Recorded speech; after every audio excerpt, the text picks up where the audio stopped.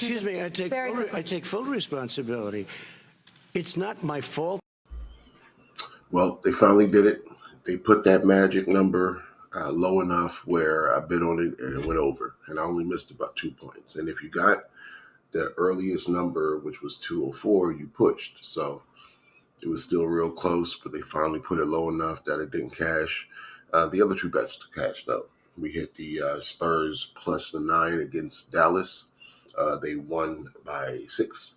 And we hit Houston. They blew out Washington, 137-114. So still a good day.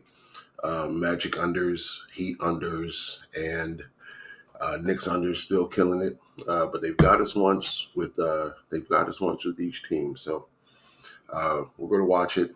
And I kind of going the other way today. Speak of the devil. So 2-1. We go on to today. 8 games. I got 4 picks, and let's talk about it.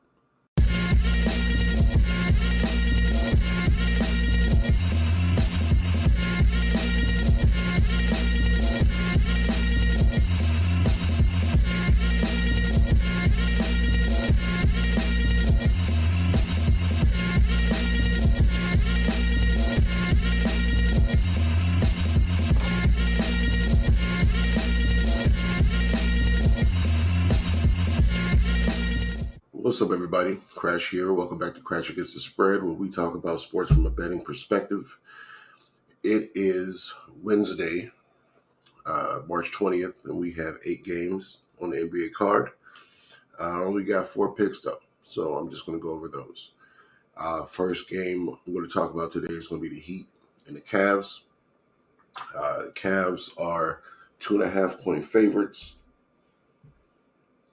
And the total's at 204 now, bet up from 201. This is one of the games I was talking about earlier. They are putting this number low enough that it gives me a little caution to blindly bet the under. So let's look a little deeper. The Heat have had 7 straight unders. Before that, they played Detroit with a total of 217, and it got to 218. The Jazz were the game before that, which went over to 225, and they got to 126, 120. And the game before that was also under Denver. In Denver, 97-103 loss. So they've almost had 8 straight unders. With only 1 over in there with a very high-scoring team of Utah, who probably was fully healthy right then. The totals, the lowest total they played in that time span was 206, and that was the Philly game. And we know Philly has been a lower, slower-paced team as they've been getting healthier. No Embiid and people coming back off of injury. Things like that. So that was a good under. But this Cavs and Heat game, the Cavs don't play to numbers like that. They also play defense, play to the under, but their games are higher scoring anyway. So in their last 10, they're 4-6 to the under, with their lowest total being also 206. Also 206, but that game went over 113 to 104, which is going to be way over this total. So this total, they are actually all over. So every game that they've played in the last 10 has gone over this total of 204. So that's my reasoning for going over to 204 in this game. When the Heat need to score over 100, they can. They just like to play at a slower pace and like to play defense and would rather grind it out type of win. But they can get up and score with you as well. So I'm going to go 204 over 204 for the Heat in the Cavs game. The Bucks and the Celtics. The Bucks are on the road in Boston. Celtics are 10.5-point favorites. The injury report. First thing for this, Giannis is ruled out officially. He will not line up Wednesday versus the Celtics. So officially out. Tatum is probable. Brown is questionable. Holiday is questionable, and Hauser is questionable. So a couple pieces couldn't sit for the Celtics, but we're at a 10-point spread here, and we still have Milton, Crowder, Lopez, Lillard, Beasley. So Celtics, very dominant. The Bucks are 7-3 straight up, and 7-3 against the spread in their last 10 games. Boston is 8-2 against the spread and 8-2 in their last 10 games also. So they're both playing good ball. Looking at the games that they've played, it actually looks like Milwaukee's played the hardest schedule in their last 10. Boston's last 3 games were against Detroit, Washington, and Phoenix, and Utah and Portland in their last 5, where we have Phoenix, Philly, the Kings, the Clippers, the Lakers, the Warriors, the Clippers again, from Milwaukee in their last 7. So I like the strength of schedule for Milwaukee better, and I think with this double-digit spread, we should hop on it now before it moves down a little bit. I trust the Celtics at home. I think they're going to win this game, but there's a chance that they won't, and we have 10 points in our pocket. So Bucks plus 10.5 is where I'm going with that one.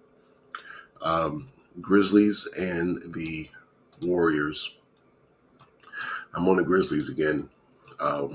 Same kind of reason as the last game. We got it plus 11. 11.5 is where I got it at. And the Grizzlies are 5-5 against the spread in their last 10 games, just like the Warriors. So they're also 5-5. Not necessarily playing the same teams. Warriors have had the harder strength of schedule per se. They played the Knicks, the Lakers, the Mavericks, the Spurs twice, the Bulls, the Bucks, the Celtics, the Raptors, and the Knicks again. Memphis has played the Kings, the Thunder, Hornets, the Wizards, the Thunder again, the Hawks, the Sixers, the Nets, and Portland twice. So, yes, I think that Golden State has played the harder schedule, but it's 11.5. 11.5 points in our pocket. So I am going to roll with the Memphis Grizzlies plus 11.5. I haven't really felt like the Warriors have blown anybody out recently. They've won 2 of their last 4 by 10. They did beat San Antonio. No, they lost to San Antonio by 13 and then beat them by 10 the next game. They did blow out Milwaukee, and that was 7 games ago. So that was right after they got blown out by the Celtics. So that motivation. But yeah, so I trust Grizz to cover this 11.5 again. Last game I'm going to talk about is the Sixers and the Suns. Suns in need of a convincing win. They're 5-5 straight up, 2-8 against the spread in their last 10 games. So not covering spreads, winning half the time, and that's against decent competition. We got Houston twice. We got the Thunder. We got the Nuggets. We got Boston, Cleveland, and Boston again. And their last game was Milwaukee, with Charlotte in between Boston and Milwaukee. We know what's going on with Philadelphia. They've played a slew of defensive juggernauts in their last couple games. So I'm actually going over in this one. Phoenix, like I said, they need a dominant, convincing win, and Philly